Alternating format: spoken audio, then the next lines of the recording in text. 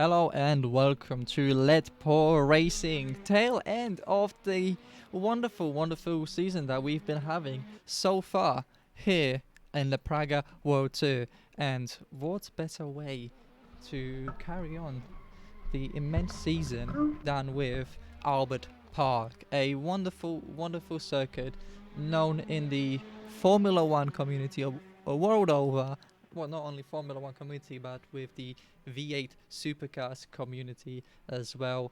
A street track that, in all honesty, does not really feel like a traditional street track. Very fast-paced circuit, wide sweeping corners, and good places to battle your opponents.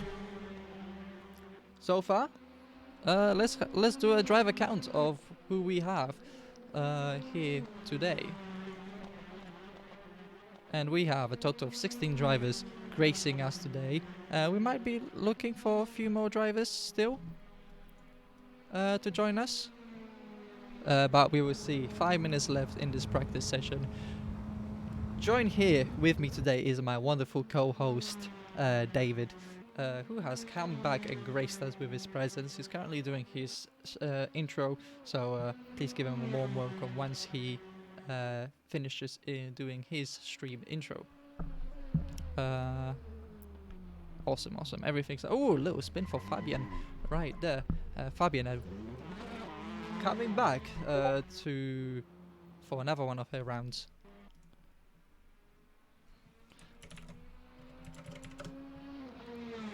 Password. Anyway, Fabian coming back to secure her place, secure as high a place in the Drivers' Championship as she can. A job that she's more than capable of doing. A fantastic driver. Glad to have her back and show us what she can do again.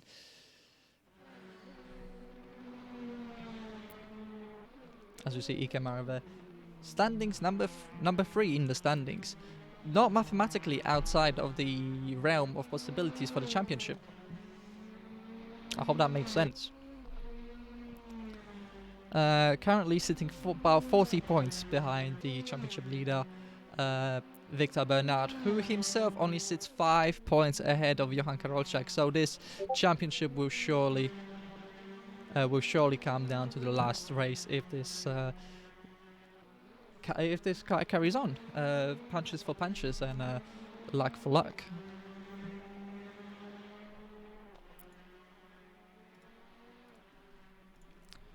We'll need to do a little bit more of advertising. Oops.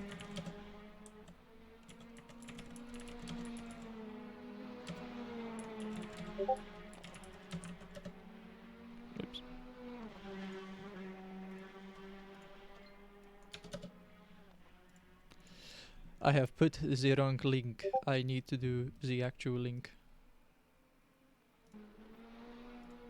Apologies, very briefly.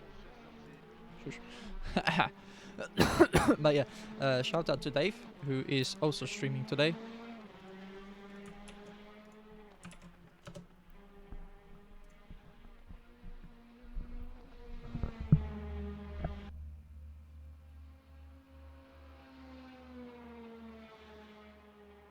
Okay, cool.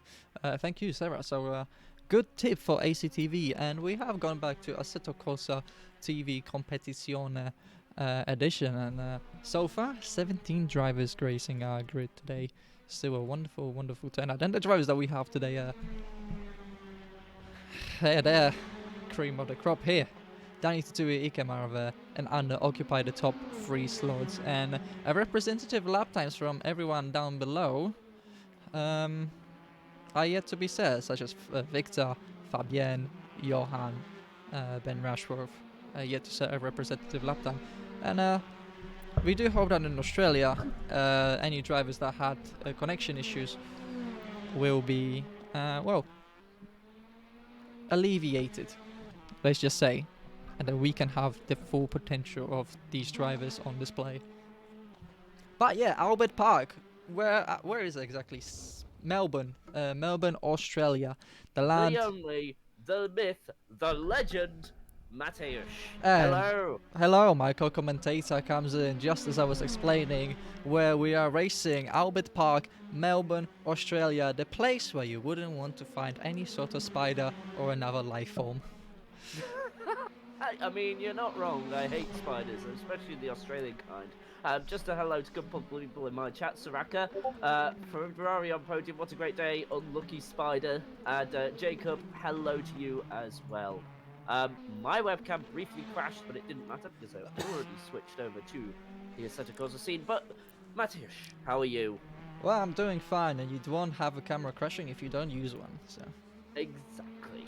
But anyway, so we haven't had the Praga Championship on here for a few weeks due to me being away. Can you catch us up on what has happened thus far? So what has happened thus far is you missed the whole host of drama at Mandalika. We had Victor Bernard having a dreadful weekend, which closed the championship to just 5 points between Johan Karolczak and Victor Bernard in favor of the Spaniard. Yeah, last round we had Victor, well, as I alluded to earlier, poorly finishing in race 1. In race 2, it was due to misfueling. Victor underfueled the car and had to very much short shift, giving up victory in race 2. Race 1, we had an unusual mistake from Victor where he dropped it on the braking zone and braked on the grass and spun himself down to outside of the points, but managed to recover to 5th place. Oh damn! Well, that must have been a hell of a recovery drive. I wish he could have been there, but like I was so tired from the jet lag, I wasn't able to make it. But we're just seeing now. We're coming to the end of free practice. Just moving on to today's round. Danny Tatui on top, and I actually was I had the pleasure of commentating on his F123 league that he is part of as well. And although as soon as I say that, Johan Karolczak in a tenth and a half faster. And my word, finding pace from somewhere. But to get to my point, tell Anno to get his ass out of the pit, says Soraka, my moderator. So apparently he's got to get his ass out of the pit, but he's in 5th, so he's not doing bad for himself in practice. But Siju, aka Danny Tatui, actually took the win in race number 2, and by quite a margin. It was by some 10 seconds over the whole field. So keep an eye out for him today. Seems like Albert Park is a favourite of his if practice is anything to go by. Indeed. So far, practice going. He's P2 ahead of his teammate who throughout the season had the mark just that extra 10th or 2 above him throughout the season. In the last couple of rounds, it seems like Danny Tatur really settled into these Pragas, and the tracks have been suiting him as well, and has been more frequently challenging for the wins. Last round in Mandalika, he took his 2nd victory of the season, 2nd victory on the track. So basically, we should be, and especially if you say Danny has already raced at Melbourne yesterday, Yeah. albeit on a different simulator, so he should know his way around this track. Exactly. So I think he is definitely in prime position to take the victory today, at least in one of these races, that is. But we'll see how that goes. We've got an entire session of qualifying to go. He's got to keep it up, and then actually get the position first. But then again, if he can do an excellent recovery drive, as I'm not quite sure why he timed that so late, to try and potentially block off Marova. We're not racing just yet, Tui. Hold your horses, my guy. Let's have a look at the entire grid. Obviously Habibovic, right at the back there. I want to see him do an improvement. I may be a little biased or anything, but I want to see him up the grid a bit more. It's nice to see Pavel Melnikov, aka Anno, up there in P5. I kind of want to see close racing. That's all I ask for. Is that hard to ask for? No, and we had a lot of close racing here at the Ledpo Racing last round. So hopefully this will be a repeat of last week's race, where we will have close on-track action, clean on-track action. We had very much minimal very much minimal contacts and incidents in Mandalika. So we hope for Touchwood another repeat of that today. So it wasn't like what is it, PGO on that short circuit where we just saw cut after contact after contact after contact. It was relatively clean. Indeed, it seemed to be relatively clean, oh, very much clean, and we hope that every single one of those races will be as clean as the one we had at Mandalika. Of course, I was actually gonna say, I'm gonna have a pop quiz for you about this track. Who currently holds the lap record, and what is the time? Well, no one, because we haven't raced it yet. Well, I mean, for in real life, my guy. In real life, ooh, Michael Schumacher. So Oh, that is actually correct for the older layout. Now, of course, we are currently on the modern Grand Prix circuit, so there was a Grand Prix layout before this one, which involved a chicane on the long straight, which made turns 9 and 10. But now, after you go to the straight, that fast left and right snake section, shall we say, now is turns 9 and 10. So Michael Schumacher is correct if you're being technical about it. But for this layout, who do you think that goes to? let me guess, Max Verstappen. No, Really? wrong. Really, it is. You're on the right lines though. Sergio Perez? Yes, with a 120.235 in 2023. Ah, interesting. I forgot how Yes. Australia went for my favorite Mexican, but I can't remember either. I know he got a podium, but I can't remember whereabouts. I But think anyway, it was P2. I think so. I'd like. Oh, I can't I'd remember. like to think so. Yeah, I I'd would like to think so. so. I can't remember anything from like the first 15 races from 23, and it only happened last year. I know. All I know Ferrari is there was a mentioned- lot of Dutch anthem. Oh god, you're giving everybody PTSD in the chat. So if you want to call therapy, go 42069. I don't care. But anyway, oh, why? PayPal. Go if you need therapy, go to paypal.me. And, yeah, my chat is now triggered. Yeah, my chat is now triggered. Thank you very much. Anyway, we are now qualifying in the Praga Championship. You're welcome, Dave, says Temtem. Oh, Sarah, I should say. Sorry about that. It's been a while, please. I'm trying to get back up to speed with everything. Back up to what's- speed, you so you better be quick, as Johan Karolczak is making his way around the penultimate corner, about to start the first flying lap. Yeah, I was getting round to that, I swear. But unfortunately, I had to deal with a bout of PTSD. Please don't, Sarah. Please don't. With the Austrian anthem. If you want to play a national anthem, play the "What the hell is a kilometre?" There you go. That's a good one to play. What a kilometer! Anyway, Johan Karolczak currently making his way down to turn 3. It looks like he's got a little bit of traffic up ahead of him. The second of the heavy braking zones, or the heaviest braking zones here at Albert Park, has a little bit of a lockup, but manages to ace the apex and just runs wide, avoiding the curbs on the outside of turn number 4. Oh, gets a lot of grass here. That might be a lap aborted here. Or should be aborted if the track has not picked it up. Since very much wide on from Johan Karolczak. He's pushing from the get-go. My moderator kind of chiming in, trying to get over her PTSD. They should play Super Max for Max's national anthem, and I don't know. Does one bout of PTSD kind of cancel out the other? I don't know. Very interesting question, but I would like to keep an eye on Danny Taturi because he's my one to watch. He's raced around here yesterday. Of course, as I've already stated, like a broken record, he won.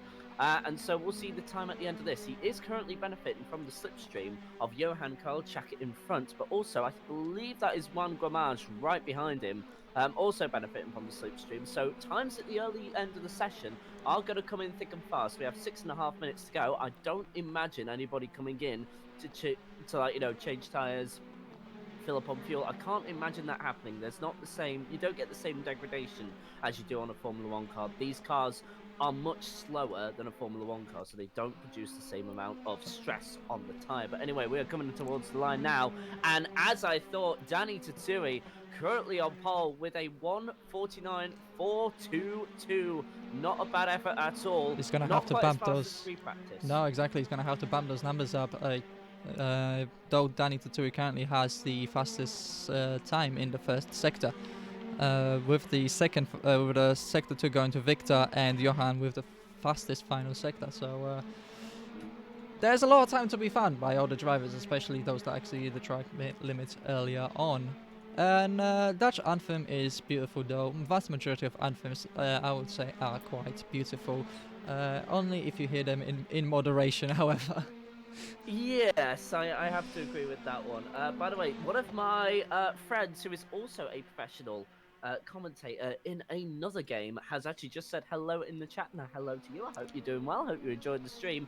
Victor Burnett now knocks off Danny Tatui for pole, but Danny Tatui has gone fastest in sectors 1 and 2 throughout the overall session. So, Danny Tatui definitely answering your call. Johan Karolczak fastest in the first sector, however, missing out on the fastest second sector. He's only 13 hundredths behind Danny Tatui in sector 2, but has pulled out a 10th in first sector. So Johan Karolczak currently on for a pole time, basically. He's making his way to the penultimate corner. Has got to get that apex. Don't run too wide. The pit limiter will activate. Keep nice and tidy on the inside. Line yourself up for the last corner and flat out through here to the line. You better pray you got the last sequence of corners right. And for Johan Karolczak, it seems 1/5. Seems like it wasn't the correct lap time. I think Johan was pulling off on the side. But regardless, Danny Tatui takes pole. I'm just going to put that out there. Danny Tatui indeed has taken pole position, so let's see who else is on an actual valid lap. Let's see. I'm going to keep an eye on Habibo Ano. Where is he? But we know Johan Karolczak is now on a timed lap. Ooh, gets a little bit of a wheel on the grass through on the inside of turn number 5. Through the fast sweeping S's. And we're moving on to the reprofiled section of Melbourne Park, which was 2021 or 22 when the track was reprofiled, removing a potential overtaking opportunity into an extremely long sweeper. Okay, you might as well call it a straight. Most of the cars can do it flat out, such as these ones. Clips the curb on the inside of both turns number. Yes. As he makes his way onto the final 4 corners. Another corner which was reprofiled, made much tighter here. Gets it stopped in time, nails the apex, runs to the line. Beautiful within track limits. Johan Karolczak's time looking very good. Purple first sector, personal best middle sector. And it's all about this final sector right here. As we mentioned earlier, clips the first apex, don't run too wide. And then to the inside, Johan goes, tries to take as much tarmac as you brave. And run towards the finish line. This could be a very quick time. And I think it was invalidated. It may have been invalidated somewhere. Because I only caught the end of that. I was just watching Ano, but he's now gone back to the pits. But that time hasn't registered. It's remained at a 1:57.474. So no improvement there. He still needs to find 8 seconds. Has got realistically this lap and then next if he continues on and has the fuel. But now Johan in a do or die situation essentially. Indeed, he's in a do-or-die situation. His tyres will not be helping him on the next lap if he is not able to secure a good lap this time around. And I don't think Johan fancies starting from P16 on the grid.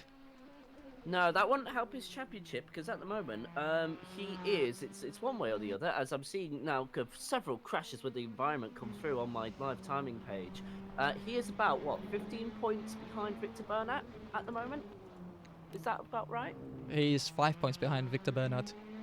5 points. Oh, okay, because I was looking at your standings page and I saw 15. So forgive me there, I must have misread that. So 5 points behind in a close championship there. You definitely don't want to be starting from 16th. We've been keeping an eye on his lap so far. I don't have the deltas on my screen in front of me. I'm going to my live timing page as we speak. At the moment, no significant improvement as far as I can see. It's definitely all bad sectors, even in sectors 1 and 2. I mean, So it's down on his time. down on his personal best, but he's still setting up pretty quick lap times. I mean, even on his sector, which is down his personal best, he's still faster than Victor on his personal best, and Victor is currently sitting P3. Here we go, and it is only P4. Well, I say only P4. That is just right behind Victor Bernat. He crashes into the wall, and I guess frustration. But in the end of the day, at least it's not 16th. But Danny Tatui is still trying to set a lap time. Now, this is slower. He's already half a second down in Sector 2, but I suggest that this is just his warm-up lap. So I would say that now he's going to try it and cement pole, because Ika Marava has just come across the line now, and Johan has disconnected for some reason, but we will see him return at some point, so nothing to worry about there. Victor Bernat has gone fastest in Sector 1 out of everybody. This might not be over yet. Here we go, so let's keep an eye on him. He's just coming to that snaky section now, but down in Sector 2 by a couple of tenths, so he's got to find magic in Sector 3. The checkered flag has waved. Xander Scharf has come across the line in 5th position. Fabian Garter follows not too far behind. Johan back in the session, but his of course his session has concluded. He currently sits 4th, as long as Wanglamage or even Anno doesn't find more pace. Anno, though, putting in a good performance just to kind of focus on somebody else just for a couple of seconds there in 7th position, and might be on a lap as far as I know. Well, I don't think he is, but here we go. Victor Bernat coming across the final corner now. It's now just straight line speed. It's a 145, 146, 147, 148. It's a 142. It's not going to be significant enough for pole, but it is good enough for second place as it stands right now. Ika Marava on a very slow lap right now, a couple of tenths. Danny Tatui, fastest overall again in Sector 1, but Sector 2 is where he's found the magic, it seems, because currently no driver has matched him in Sector 2. It seems to be Sector 1 where he needed to improve the most, and has done that in spades and more, I would say. Indeed, and we have just got a message that Johan's game is crashed. That's why he left. Luckily, he managed to get a lap time that put him within the top 5. So just behind his main championship rival, Victor Bernat. And on a track where Johan has been looking faster, judging by sector times, but was just unable for one reason or another to put it together during qualifying. But we have to congratulate Danny Tatui for taking his yet another pole position in Lead Pro Racing, so that will be a very valuable point for him. Yeah, so Danny Tatui wasn't able to improve. Wang Guamage pushing the car for all he's worth, but this is not going to be significant enough for an improvement. He is down on his personal best, so this lap won't be an improvement. And the car just looked messy through turn number 11 and 12. He just doesn't seem to have it all together. He is down in 5th, and that, speaking of his team, the Plus Ultra team and Cyanide, there is now a 50-point difference in that constructors battle. So Plus Ultra. So Cyanide 1-2 is not looking very spicy for Plus Ultra Team Automobilismo and its supporters. Yeah, no, definitely not. And we stayed on board with Wang Guamage there. That was 1.157 seconds down on his personal best, so no improvement there of any real significance. So he will remain 5th place. But there you go, your grid is now set. All 16 cars are lined up. Arno at the back of the grid there, setting the example for the 16 cars that are on the grid today. There's 17 cars on the grid today. Edward Tapman was unfortunately unable to set a lap time due to wheel calibration issue. Gotcha. Thank you for the information there. So 17 cars, and we will see how that all goes down. I'm just going to get something ready on my side. And now, of course, we do need to acknowledge that there is a glitch around one of one of the corners. There's something to do with pit entry. Do you mind explaining what happened there? So on the pit entry, if I'm not mistaken, the mod creator extended the entry road into the pit as a pit in the files, meaning that the game automatically applies the speed limit if you so much as put a single wheel onto that tarmac. Which is on, if I quickly am able to show you on my stream, not going backwards, on just here. So this little piece of tarmac where the yellow line crosses, if you're fighting side by side, try not to dip your wheel onto here. This could be a small issue that was brought to us just before the race start. Thank you for explaining that. So yeah, no, and don't expect to see anybody go side by side through the final corner. It's just simply impossible, unfortunately, which is a bit of a shame. So that means no last lap, last corner dashes to the line. I'm afraid it's just too risky of a maneuver to take. But at least it's been brought to the attention of everybody just before the race started. You don't want to find that out during the race, as I had the unfortunate well, I wasn't directly affected by the experiences, but I was certainly part of one of those. Bringing to mind over the limit endurance I was about championship. to say it was the round at Fuji that had the that also has the misfortune. Well, the mod that was used, there was the misfortune of there being a pit tarmac extending outside of the pit. Although I believe in that Fuji, it extended past the pit wall onto the main straight as well. Yes, it did. So it went from the pit wall to the main straight, and when Azza went side by side, he was disqualified for overspeeding in the pit exit, which was unfortunate for him. He was having a good race up until that point, but then, well, obviously we still got to finish that race. Luckily, now we do have a grid to go through. So, without further ado, let's go through your grid. So, on pole position, as we confirmed earlier, well, actually, no, this is just for race one. So it's Victor Bernat on pole this time around. It is Marava in second place, Johan Koljak in third, Juan Gramage in fourth, Xander Scharf in fifth, Anno in sixth, Fabian Garter in seventh, Habibovic in eighth, Brett Meyer in ninth, John 21 in 10th, Ben Rushworth in 11th, Jacob Wan in 12th, and Corey Andrews in 13th. Fotis Katechos, I don't think I've said that correctly, in 14th, Arno in 15th, Tupman in 16th, and I believe we're missing a driver. That will be 17th, and what we're missing is Danny Tutui. I am not sure where Danny has gone. If needs be, he's got 20 seconds. If not, we might just have a quick restart of the not server but the start line if Danny Tutui is unable to make it. So. We're seeing the lights come on now. Yeah, so Sarah, if you could just quickly restart the server because we have a driver missing and not sure where he has gone. There we go. So we're going to restart the server. So we're going to now. give it a little bit of a restart. We have a driver missing. Yep, so sorry for the inconvenience there, guys, but as you know, if you've been watching my broadcasts for a little while now, you know, these things happen in online racing, and Mateusz, I'm sure you can relate to this as well. It happens all the time, doesn't it? Yeah, it happens all the time, but it could be unfortunate hardware issue where the hardware just failed and he had to restart it. Yeah, exactly. That's certainly an issue as well, like, you know, Driver Racing Danny has gone maybe a PC restart. So that's live information coming in from Sarah there. Thank you very much for keeping on top of that, Sarah.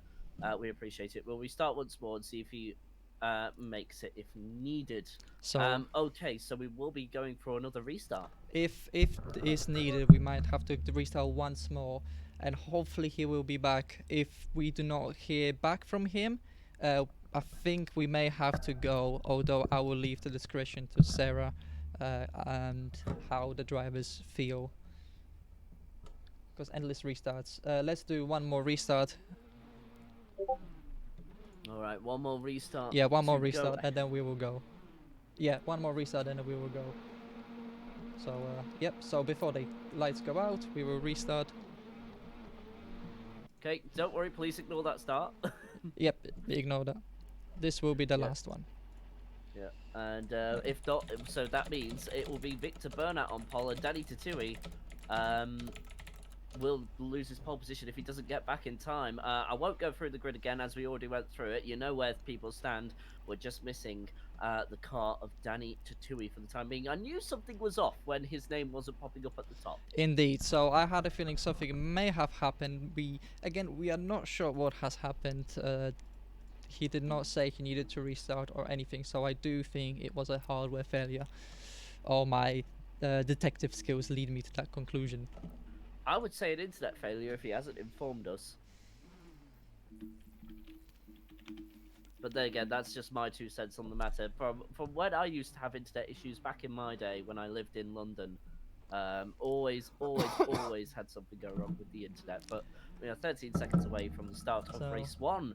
Very unfortunate. He just had Yuki Tsunoda at Monza last year, where he didn't even make it to the grid. Damn, that's unfortunate. So Dave Tui will not be participating in this race, unfortunately. 15 more seconds. I think it's going to be a bit of a tight push to make it now. Indeed. Of course, that is sad. But anyway, we have a race to go. Oh, the countdown begins. We have 3, 4, 5, 6 red lights. And we are racing at Albert Park, and it is a good start from Victor Bernat there, covering off Ikemaro nicely and Johan Kolchak. Johan trying to make a move around the outside. It's 3 wide going into turn 1. Keep it clean, boys. They do, and Johan improves himself up into 2nd position, so not a bad start from him. Plus Ultra, yet again, having to just waver around at the back, and that's not going to help their constructors' battle. But though Danny Tatui is missing, Victor Bernat being at the front will help them nonetheless. And now the teammates are going side by side into turn number 3. They keep it clean, but Habibovic has improved up into 5th position. What a start from him. We have a lot of drivers going wide, somebody clobbering the massive curves over at turn number 4, and that's the kind of curbs you really don't want to be clobbering. We have a spin from Jacob Warren right at the back from Mugen Abgarage, and as I was saying, I was going to allude, ooh, that was very close between Breitmeyer and Ben Rushforth on going through the fast S's, well, the first of the S's second of the S's, sorry, I should say.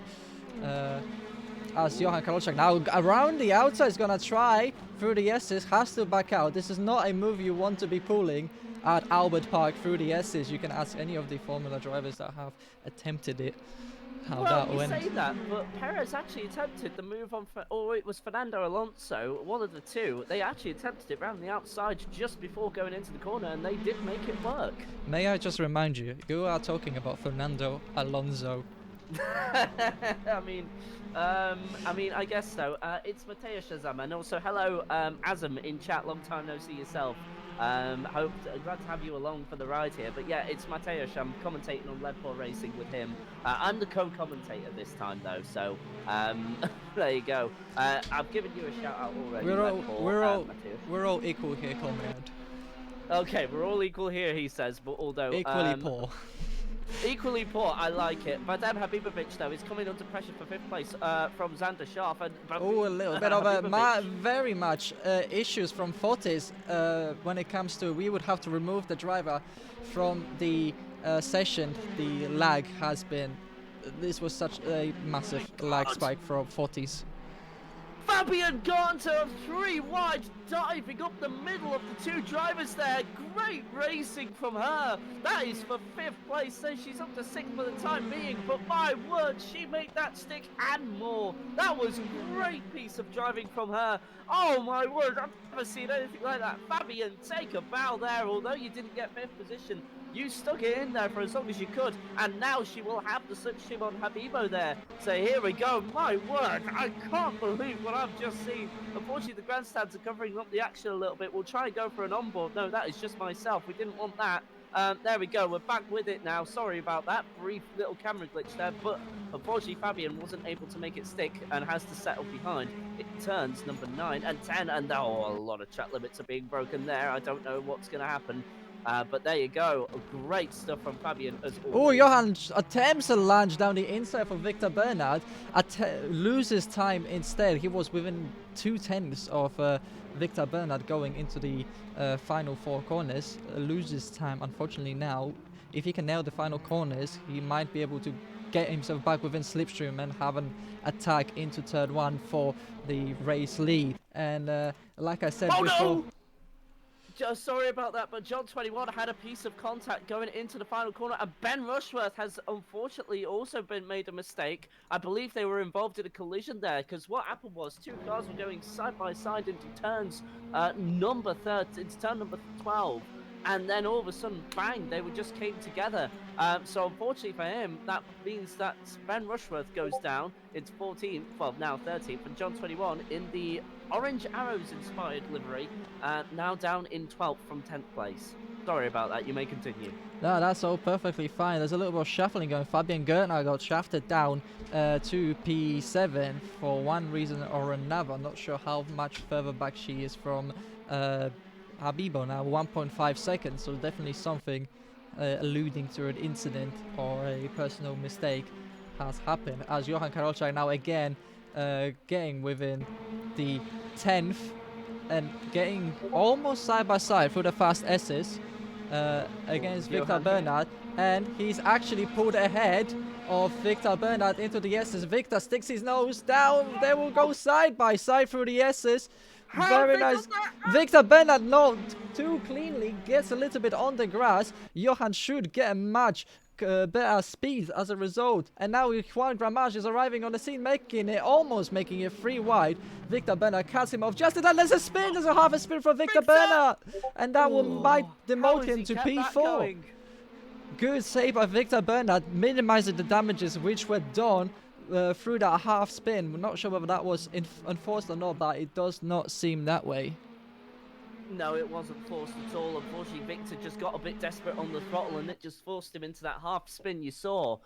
With no contact at all, so it was all fair play in my book. No need to investigate that any further. Not a steward here though, so maybe don't take my opinion as gospel. But now Victor Bernat coming back at Ika Marova round the outside of turn number 1. Not a very typical move, and of course he just slots back in for the time being. We'll probably try and use the slipstream, but after that mistake, that brings him 2.6 seconds down from the leading battle. So unfortunately for him, he's got work to do. He goes down the inside. Oh, no! Barging his way by Ika Marova. Here we have the true Spanish Civil War brewing here. Ika Marova will not be happy with that maneuver in the slightest. No, and that was a bit of a BTCC replica move there. I'm going for third, said Victor Bernat, and for third he went. We have some gravel trap marks there, so I don't know if it's a mistake, but Anno has now made a mistake himself. He's dropped all the way down to 8th, or that was just the timing boards having a glitch. Anyway, we're now seeing Fabian Garter go side by side yet again for 6th place with Xander Schaaf there. I'm having to constantly flick between onboards.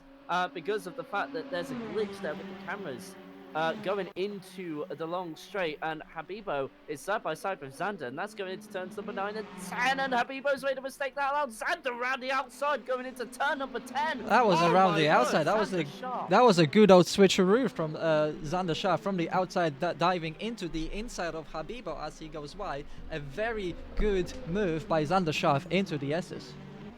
And now Fabian Garter is now next up on the list to chase down Habibo there. Habibo held it for as long as he could. Fabian, that was... Oh, this is half a spin from Habibo, and Habibo spins himself into the gravel down the order. Oh, that was a very risky maneuver, almost into the front.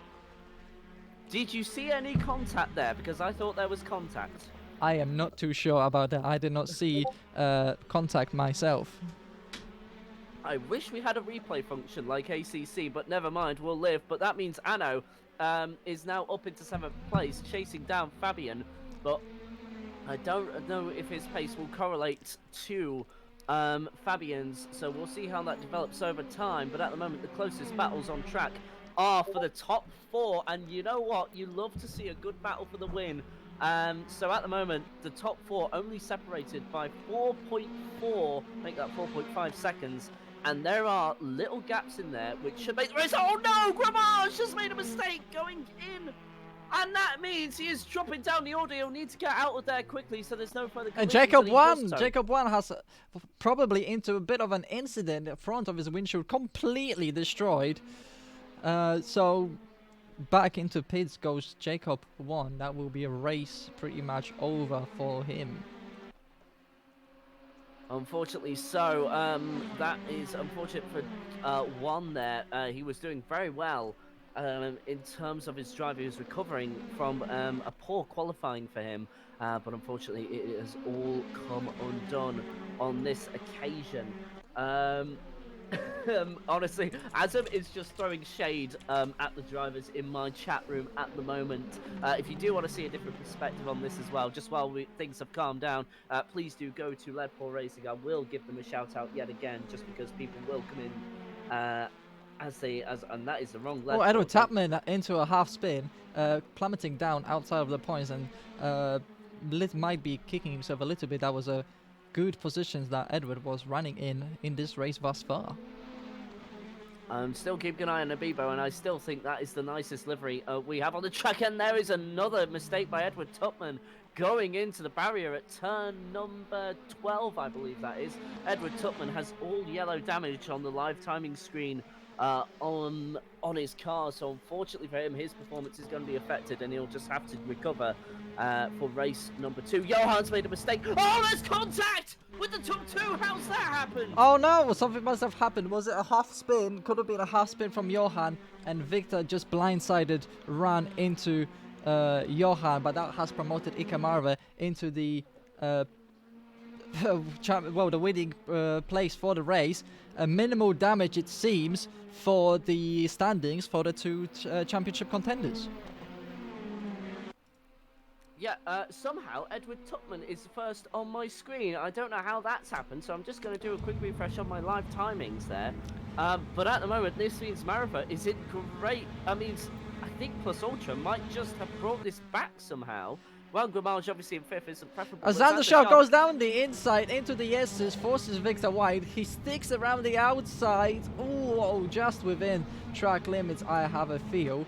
But that actually costs Xander Sharp and compromises him greatly as Juan Gramash takes capitalizes on that, puts himself back up to P4 position and tries a move around the outside. Johan Karolczak must have made another mistake as he lost the place to Victor Bernard. Yes, he did. He made a mistake. I didn't quite see it. I saw the aftermath of it all, but I didn't quite catch it. So unfortunately, me being a co-commentator, clearly I'm not quite fulfilling my payroll, or well, what payroll there is. But anyway, Anno is now up into 6th position, and Fabian Gartner demoted down to 7th there. She was on the back of all of this, but unfortunately wasn't able to make any headway. Oh, late on the brakes, Andershafts. How does he manage to get it stopped? That was an extremely late maneuver. Manages to hit the apex going into turn 1. Gets alongside Juan, but he manages to just stick it around the outside through that turn 1, turn 2. I was just going to cut to Victor Bernat there because he's brought that leading gap down to about 4.2 seconds, well, 5.2 seconds, beg your pardon. There's 8 minutes to go, so, I mean, he's got the mountain to climb, but if I was in the Cyanide team, if I was leading that, I don't think there's another driver I would want chasing him down. Unfortunately, of course, we lost Danny Tatui through, I would say, connection issues, but Marava leading the way for Plus Ultra team, and if Juan Gramage can improve another place or two, that would mean great points for the Constructors' Championship at the moment. But Victor Bernat doing his best. That gap has now just gone under 5 seconds, so it's not over yet for Marava. Fabian Gertner within slipstream of Anno going into turns number... I should probably remember which turns they are. Will probably help. 9 and 10. Ooh, 9 and 10. Anno looks up and Fabian is... Oh, there's contact! No! Anno just goes a little bit too wide, I have a feel like. Spins Fabian around. Fabian recovers relatively quickly, but... he's gonna compromise her race. Mateusz Breitmeier is able to catch Lodge onto the back of her, pass her before the corner, and Costa effectively nullifying any gains she had from passing Anno. A risky maneuver, and this is usually why you don't make her passes there, but again. Yeah, I will say, Azam even is reacting to all of this in real time, and I must admit, it's nice to have somebody in chat to cheer along with all of this. This is great stuff. Thank you for all the atmospheres that have been brought on. Victor Bernat sets a personal best time. Bahrain 24, eat your heart out. Yeah, exactly, and 0.8 faster as well than Iko Marava, so this is not over yet. Victor Bernat is a man in hot pursuit of the lead. He wants to... Ooh, slide from Mateusz Breitmeier, and he hits the wall really hard. Lifts his car up almost over the barrier. Luckily does not cause further damage to drivers behind, but the only damage is personal point standing. And now, oh, whoa, careful there. Habibovic was just trying to make his way around and unfortunately had to take some extreme avoiding action. Ben Rushworth is now coming down the inside of Tutman, and I think Tutman Oh, we have a just spin in the background. Who is that? That's Corey Andrews. Corey Andrews, I think. Ooh, Corey Andrews just reversing a Yes. little bit back. Maybe the one time that that maneuver has paid off and avoided an accident. Well, good work from Corey Andrews there, but his pride is going to be hurt, along with Tutman there. And in fact, Tutman has just called it a day and gone to the pits. Corey Andrews with another mistake there. That is in turns number 7 and 8, I do believe, if I'm not mistaken. Yes, it is 6, 7, and 8, because that little right-hander as you just come out of the corner is considered a turn, which I find pretty weird, but it is what it is. I'm not the person creating the track, so I'll go with it. I'll go with it. But anyway, so Victor Bernat is still bringing that gap down. It is now at 3.7 seconds. We've had something happen with Arno here.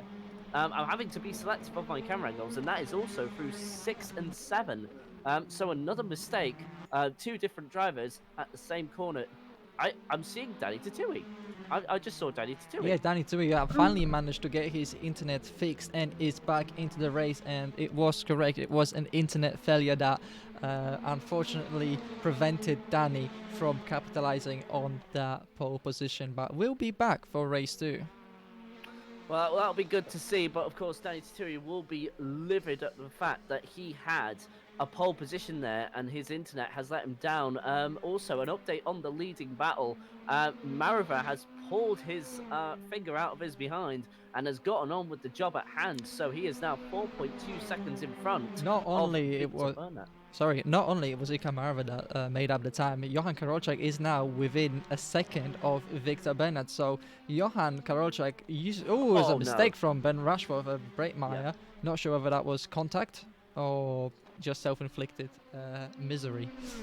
Yeah, like you, I caught the aftermath of that, but now we are looking at a battle for second place because all of a sudden Victor Bernat is dropped off the pace, so I wonder if he's underfueled just a little too much and just has to fuel save now, like he did. Was it in Mandalika? It was in Mandalika where he underfueled. I'm not sure whether that is what is happening here today. And Johan Karolczak just catching him up around the 10th sector. So 3 more laps remaining, give or take, including this one. Oh, very well from Johan Karolczak. That's not going to help him with his pursuit of Victor Bernat losing 2/10 through that last sector. So yeah, about 2 laps to go when we get to the line. So 2 laps at the line, I do believe, but 3 if you include this one. And even my maths is currently screwing me up in my own head. But Johan on a charge. Victor Bernat was 1.2 seconds down, so I don't know if he just made some sort of mistake or there's damage to the car that he sustained that we didn't see. And now the charge has just come to a complete halt. But like this will help Johan. Oh, it was must have been mistaken. Sector 1, Victor lost 1.1 seconds in that sector alone. You know what? You are correct. My live timing screen does agree with you on that one. So definitely a mistake in sector 1. Dare I say it was through this section they are coming through now because we saw a spin earlier on for whatever reason and we just weren't able to identify it. But now Johan has brought that gap down by another 10th. So Victor definitely struggling towards the end of the race. I wonder if the tyres have gone as well. I wonder if that's playing havoc into it. Could be playing damage, or could be that, or could be the damage which was sustained in that collision between Johan and Victor halfway through the race. And through that corner, you could be correct. A lot of drivers should be avoiding that curb on the outside. That is like 3 stories high. When you compare the height of this car to that curb, those are mountains basically to these cars to climb on board. And as we can see, Victor and Johan using as much track, sometimes using surfaces which you shouldn't really put your tires on. I was just going to say there, Brett Meyer made another mistake which promoted Ben Rushworth into 10th place, and that was coming through a similar section, and now the front of his car is full red, so Brett Meyer has got it all to do just to get the car across the line. He might go slow this lap just so that he doesn't have to do another one, but he's actually back up to speed as we see him approach the 230 kilometer mark, and then we go back to the battle for second. There is now only half a second separating Johan and Victor Bernat. So I do believe we have one lap added on to this one, don't we? No, this is the final lap of the race. Apologies. So yeah, final lap of the race. Ooh, Johan has wow. only got corners. Johan was very wild, almost half spinning, I was going to say, coming out of turn one. Managed to catch it and not lose too much time. Not sure how he was able to do that. We can see Victor's car very wild coming out of turn number 3. Not gonna do him any favors here.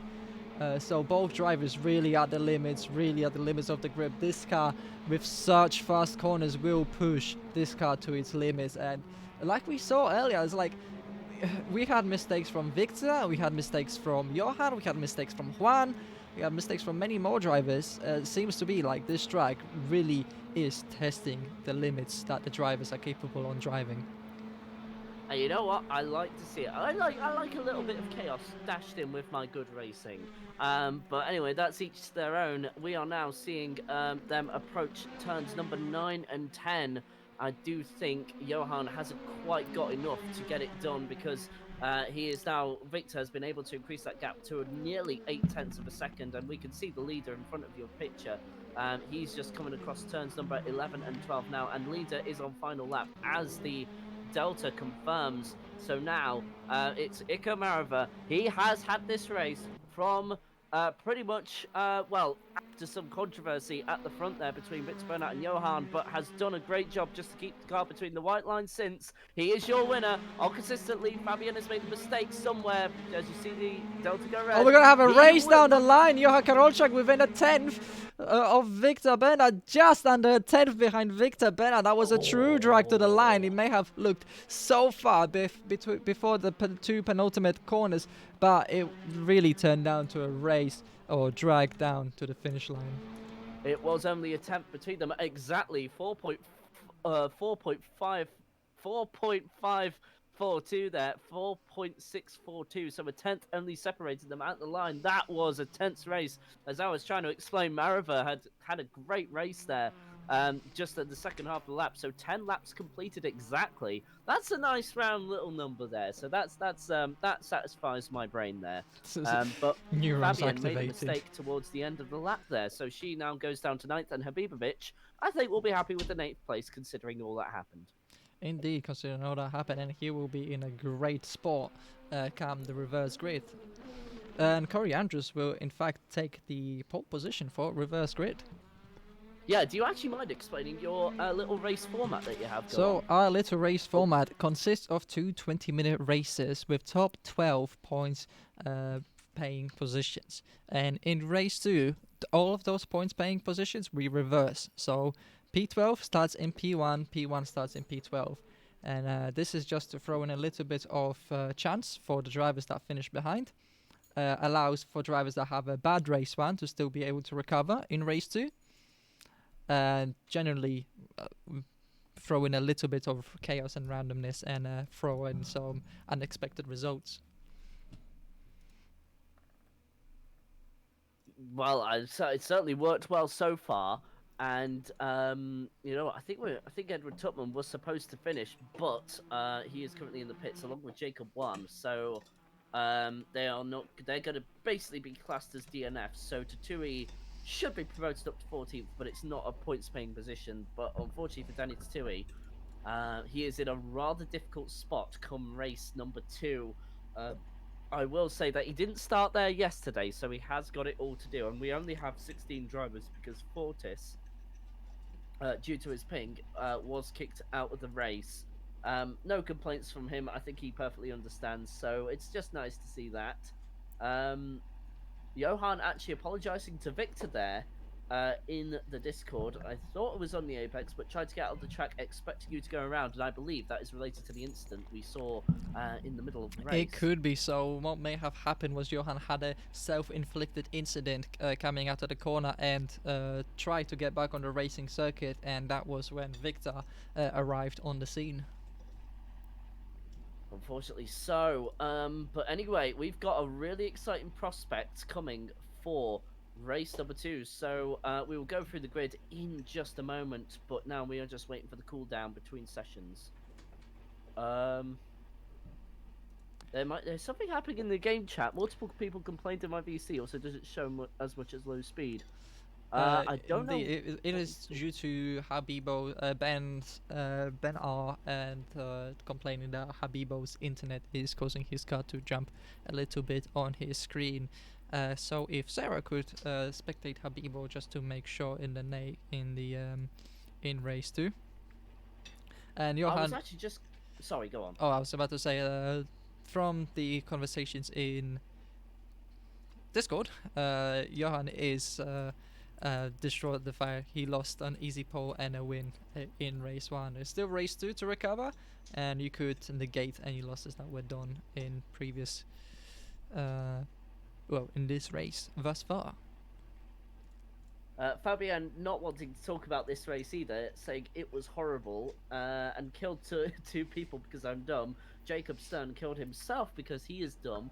But otherwise, we will continue on to race number 2. We're just waiting for the cool down to complete itself. 10 more seconds, and then we'll go through the grid for race number 2. And it should be a very exciting race. This always throws up a surprise or two. I can't wait to bring this to you, and I can't wait for Leadpaw to bring this to them. They are currently live on their Twitch, as I have stated already. It's a pleasure to be chosen to go alongside them when I can. So, we're just waiting for another cooldown to complete, and then we'll go through your grid for race number 2. We already have a grid on my screen, so let's go through the grid Ooh, as the cars line up. So we have Corey Andrews on the reverse pole position with Mateusz Breitmeier lining up alongside him. Ben Rushforth might be able to score some very good points from P3, and Fabian Gertner should hope to be able to make up amends for race 1. Habibo starts in P5 with P6 Anno. P7 we got John 21 and Xander Scharf taking home P8 with some very good driving thus far in this race. Juan Gramash takes P9 with Johan Karolczak. Now that's the driver who's going to look to make amends for race 1 with Victor Bernard and Ike Marve completing the reverse positions and remain the positions as you were in race number 1. So you have number 13 just outside of the reverse pole.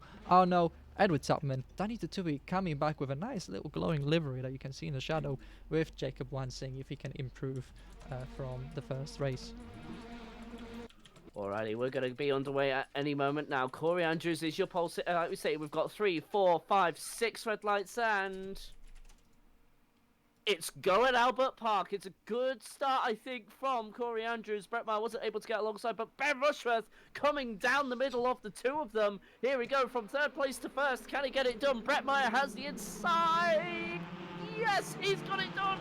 What a move by Ben Rushworth. Habibovic in the background there, promoting himself up to 2nd place. What a start, but we have 2 drivers going right at the back there. But Ben Rushworth and Habibovic, what a move by those 2. We have a lunge from far back from Arno. Ooh, clipping the curbs a little bit, so maybe a little bit too late on brakes. And we have contact between Arno and I believe it was Victor Bernard, and we have 3. Oh, no. We have 3 cars involved in the incident. I'm gonna say quite self-inflicted on Arno there, unfortunately taking with him 2 other drivers. Danny Tutui down the inside of one. Oh, Arno has going into the wall. Sorry to hit you. No, it's okay. With that, but we had Arno into the wall as well. Not sure what happened there. Wow, okay, but yeah, no, Danny Tutui, desperate to make up places, did an absolute brave move around turn number 6 there, which is a very fast corner by itself. But clearly, Juan Gramage unsettled by something. He just took the move, and he did this thing, but oh no! There was contact with Gramage! Oh, that's going to be quite talked after. I have a feeling Juan Gramage is not unable to recover properly. He's going to plummet down the order. So something must have happened there. Quite wasn't sure. I wonder if you had a view on what happened. I don't, because I was on board with Oh, late launch from Johan Karolczak is going to run very wide and lose a position that he gained from Fabian Gertner. Danny Tatui also improved on Corey Andrews, the pole sitter for the race, but was just absolutely mugged by Habibo and Ben Rushworth. Ben Rushworth now starting to make a gap of 1.6 seconds. So the Cyanide cars just making their way steadily up the field. Wangramage all the way down, in fact, a DNF. So I think that might put an end to the constructors' battle if Cyanide continue to recover at the rate they're going. It is going to be hard, but now, as I say that, Johan Karolczak ahead of Victor Bernat. This is what he'll want for the Drivers' Championship with 17 minutes to go. While there's a lot of the race still to go, he is in the preferable position and has cars in front of him, hoping that they can separate him and Victor Bernat for points at the very least. But, like I said, 17 minutes to go, anything can happen. Indeed, anything can happen, and I think anything will happen. We have a little bit of a tyre squeal, and we have Danny Tatui's in the gravel. Oh no! Danny Tatui was having such a good start to the race. Oh, that was a bit close there to Tubman. Bit too narrow there, my guy. Keep it cautious. And there you go, John 21 side by side with Tatui as well. And that is another place lost. Unfortunately, Danny Tatui, his race. Oh, his weekend. Oh, we have a spin from Fabienne, self-inflicted spin from Fabienne as she's battling for second place with Badem. Abibovic coming out of turn 9-10. Spins plummets down the order. It's a disastrous second race for Fabienne, and it was looking so promising with how she was going. It certainly was. That is a shame for her. And now we've got James 1 going down the inside into turn number 11. Gets it done. Fabienne, I imagine, will probably cut back and overtake him again at another corner. Is it going to be the very next one? No. She had a look, though, but thought better of it. Can she try coming down into turn number 13? Yes, she can. She's close enough. Gets the car side by side at the very least. And there we go. And Victor Bernat across the line with the fastest lap of a 1:49.469. Indeed, it's a very quick time. He's right on the back of Johan's gearbox. And Johan is on the back of Habibovic. Indeed, so he's probably going to try and use Habibo to block Victor from passing, as he parks his car on the apex, prevents Victor from turning any further in. Oh, Habibo has a half spin himself. Oh! And actually, Sarah kind of pointing out correction on my end. I'm getting mixed up with the film director of Aquaman. It's James 1. It should be Jacob 1. Apologies there, getting my industries mixed up there. I do apologise. I was a film school student. Do please forgive me. But it is Jacob 1 there that Fabienne was trying to overtake. And as soon as I mentioned Fabienne, she is down the outside of John 21, coming into turn number 6. A beautiful move, if I say so myself. Habibovic also trying to make a move again after that half spin that we just saw. And there you go, gets it done again. So Habibovic starting to make his way up the field. It is, as we see a close near battle between Johan and Victor within a tenth of one another. There is nothing to take, nothing to give. I hope that's the right saying, between the two drivers around the outside attempts. Victor, Johan Karolczak closes the door on the exit, and Victor has to settle in for another couple of corners behind the Frenchman. For some odd reason, I'm having the camera glitching on me when we get to turn number 11. It just kind of cuts to a crypto barrier, or crypto sponsored, as John 21 has made a mistake. Indeed, John 21 in the gravel, it seems, and down the main straight, Victor Bernat within 2 tenths. The slipstream is going to be quite powerful down this main straight. Should allow Victor to roll up alongside. Not enough to get ahead of Johan. He's going to try and get a better exit and force Johan to take a compromised line. Here we go. He's still got the slipstream, but he's going to have to go around the outside again. And Johan actually doing a good job of making the car as wide as he possibly can. And Johan, well, he's going to be at a disadvantage now because Victor has the inside going into these corners. Can Johan try the cutback? No. Victor just making the car wide enough for now, but now he's still there around the outside. He knows this is for championship points. He's now going to try down the inside of turn number 6. Can he get it done? Well, now riding on board. No. He's going to think much better of it. I could definitely see just a little bit quieter before the corner. Johan already made a decision that he's not going to stick his nose in and possibly cause any more damage to the championship. Exactly there, and now Johan is surely not going to have another go down here. He's very close to Victor Bernat. This is going into turn number 9 and 10. Are you serious? Oh! Oh, that was most like an attempt to spook Victor. Mind the iron will of Victor did not allow him to break, and the attempts to spook did not work. It actually has just enough for Johan to get alongside, though. Johan now going down the outside of turn number 11. Hasn't quite got the momentum to get alongside. Habibovic has made another mistake somewhere. He is now down in 15th place, unfortunately. He's had a good weekend thus far, but undone in race number 2. But Johan trying everything he can. He has definitely got Victor Bernat sweating at the very least. And now there are 3 seconds to Ben Rushworth. And Ben is honestly just going to be happy just idling by while these two battle for second place. Remember, this is not for the win. And now we're seeing a battle for 4th in the background there as Marava trying to recover what he can for the Plus Ultra team. Unfortunately, Ranglamage will be the only DNF as it stands right now for the race. But Marava not quite close enough to get past Xander. But Xander having a good run at it so far. He sticks all the way to the inside and we're approaching turn number 3. Marava even, I should say, down the outside. Danny Taturi not too far behind this in 6th. Oh, goodness me. Is this going to be a repeat of what Victor did to Johan? Yes, it is. He needed to get that done. He gets it done. Up into 4th position, Ika Marava. This was way so much more convincing maneuver than what Victor put on Johan. Johan still had much of a chance, but speaking of chance, just underneath a 10th before they get to the main straight, and Johan now pulling alongside Victor Bernard is gonna have the inside. He's gonna have quite the length of a car ahead when it comes to turn number 9-10. In fact, he has a car and a bit ahead. There we go, and gets half spin from Victor. Half the spin from Victor, manages to keep it just on track, but loses quite a lot of time from that little mistake that Victor has made. There's a lot of pressure being put on the drivers. There's a pile up.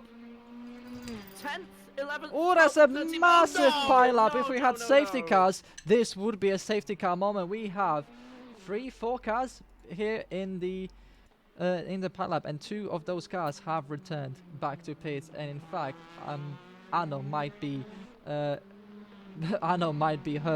as well. He certainly is, and guess what? Habibovic is now in a points-paying position. His race has gone from worse to just bad at the very least. Johan sets although just cutting back to the battle for the championship. Johan went a whole 2 seconds faster than Victor Bernat on that final lap. But going back to that pile up in the background there's no other word for it, I'm afraid. Ben Rushworth now's lead is surely done and dusted, because now that gap has gone down to a second since Johan has retaken. Oh, down the inside goes Danny Tatui on Xander Schaaf, coming into turn number 3. Spooked Xander a little bit. It came from quite the postcode away, one can say. Indeed. We saw a similar move like that on Carlos Sainz, which he actually made on Leclerc going down to turn 1 at Bahrain. Was quite the move of the season. I don't care what anyone says. That's probably my favourite overtake of the season. And yes, we have 2 more DNFs with John 21 and Corey Andrews. I'd keep an eye on the Discord to see if someone says something there about it. But unfortunately for him, that is the end of the race for John 21 and Corey Andrews. Anno is currently in the pits getting repairs. I don't know how long he's going to be. Indeed, but to be honest, congratulations to John 21. Regardless for race 1, he has done quite a stellar job in that first race, and I think scored his best finish of the season. Well done to him. John 21, be proud of that at the very least. And I was just going to say, Marava's gone very wide there. Marava's left the door open for Danny Tatui in 4th, and they're going to go side by side into turn number 12. This will continue on into turn number 13. There was contact briefly there. Marava just saying, get out of the way, and swiping him like a mosquito. Didn't make a difference though. Danny Tatui still gets the move done, but now he's going to be vulnerable to Marava with the slipstream. But Xander Schaaf is getting involved in this again. He's down in 6th. And now Victor Bernat starting to up his game a little bit and is now trying to match the times of Johan Karlczak. So I wonder if he was just tyre saving or even fuel saving, dare I say. And Marava is still there, with this battle will now continue to turn number 3. Marava has the slipstream. It's Danny Taturi going to go defensive. He goes to the middle of the track, so he doesn't feel all that vulnerable. But that battle settles down for the time Ooh. being. I thought we were going to see contact there, but nothing of it in the end. Danny Tatui secures 4th place. So far, so good. Ben Rashford. When Johan goes to onto the back of Ben Rashford, I don't think Ben will Ben be. Rushworth is wide. Oh, that will really put a smile on Johan's face and a little bit of a more faster heart rate for Ben. He's fighting for his Definitely. first win of the season, and he's been leading so far throughout the race, and up until that moment hasn't put a foot wrong. But what do you do when you have a fast-charging Frenchman and a Spaniard behind you? Exactly. It's hard to know what to do in that situation. And here we go. Ben Rushworth is under pressure. The gap now is underneath 3/10, so Ben has to go defensive. Can he at least do a favour for Victor Bernat? Hold him up a little bit, and then we can see a good finish. Ben Rushworth very brave on the brakes. There's a half spin there. Has he kept it? No, it's a spin. It's a full spin for. And Victor Bernat goes down the inside at turn number 12 there. They'll go side by side into turn number 13. He tried the inside there, didn't have the room. And we are going side by side. This could end badly, but it doesn't. No pit lane speed limiter was activated there. Victor Bernat with a brave move and gets it done. That's the lead of the race. Well done. So when you were saying could Ben Rashford do a favour for Victor Bernat, in fact it seemed like it has done through that half spin, has put Johan Krolczak on the defensive as Victor runs wide through turn 1. Is gonna give another sniff of Johan down into turn number 3, and with this close of a gap he's gonna go for it. As he should, and here we go. He's going to try and replicate what Victor Bernat, but not close enough. What Victor Bernat did to him a few minutes ago. But I'm just going to say now, thanks to Ben Rushworth's half spin, that has promoted Danny Tatui into a 3rd place position. So definitely deserving of driver of the race. Driver of the day, though, I'm not quite sure who that would go to. What would be your vote on this one? We're seeing a half spin from Victor there. Sorry about that. That was a big lockup. You could see that the front of the car was dragged towards the side where away from the side that the car has locked up, and just take a look at how much speed that has given Johan over Victor going down before the 9-10 chicane once again, and so far has proven quite a popular space for drivers to attempt a maneuver. There you go. Obviously, Johan was forced wide there, but that was really of his own doing. It's a very tight corner there, left and right. No real room for 2 cars to go side by side there. Although we did see that earlier, it was certainly at much slower speeds. So I would say that that is just one to ignore there. But Danny Tatui has gained a 2nd on this battle, and with 5 minutes to go, if Victor can keep doing this, he'll bring his teammate into the equation. So I wonder if Johan is currently in a cyanide flavored sandwich at the moment. So he's not going to be enjoying this. He's not going to be enjoying this. There's still, was that 5 minutes left? 5 minutes left. So you are looking at the 3 laps remaining from now on. I have a follow, a new one, but it is of a name I can't pronounce due to a language barrier. So all I'm going to say is, thank you for the follow, my guy, and I hope you're enjoying the broadcast thus far. We have a spin from Xander Scharf as he was just coming onto the back of Ben Rashford. A full 360, very close from Fabian into going into the back of Xander Scharf, with both of them being on the same team, mind you. Yeah, I think that is actually a Mandarin. So I think that is a Mandarin username that has followed me. So share bukachi, if you don't mind me saying so. But anyway, moving on. Danny Tatui is now only 4 seconds off the top 2 battle. Johan and Victor Bernat still going at each other's throats for the time being. And now Johan is 6/10 behind, but still 4 minutes to go, so he'll surely have another go. But Victor is also going to be aware of his teammate, who is creeping up behind them. 4 minutes to go, 4 seconds to make up. Victor Bernat will have to look at trying to hold him up. Indeed, he might be holding up, or he might just be holding on to his dear life and thinking of that instead. Exactly. Right now, half a second separates the top 2. Now the gap has increased slightly to 4.2 seconds. Now I will say that delta that you see on my screen is delta to the leader, not delta to the car in front. So at the moment, that gap has increased through this sector of the track. So might be too little too late from Danny Tatui, but I think he'll be happy considering the circumstances of what's happened. But now we watch as Johan all of a sudden starts getting closer and sets a personal best, which is 4/10 faster than Victor Bernat thus far. Indeed, we are back down under 2/10 of a second, and this race so far has just been a swinging pendulum between these two drivers. So we will see which way this pendulum ends at the end of the race, whether it will go into the favor of Johan or will it remain with Victor Bernat. 2 laps remaining, mind you. Oh no, so I've gone and embarrassed myself.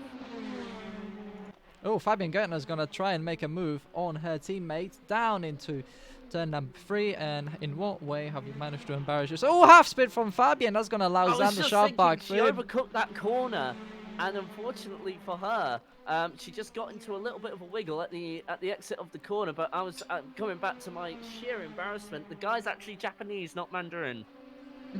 Congratulations. If that's a white guy moment, I don't know what is. But anyway, we're going side by side for the lead of the race into turns number 9 and 10. Yeah, so I actually have to say arigato asaimasu. I am so sorry, my guy. Average Brit bonk moment. Indeed. That is embarrassing. Okay, that is, oh dear. So, anyway, Johan Karolczak did try to make a move on Victor Bernat.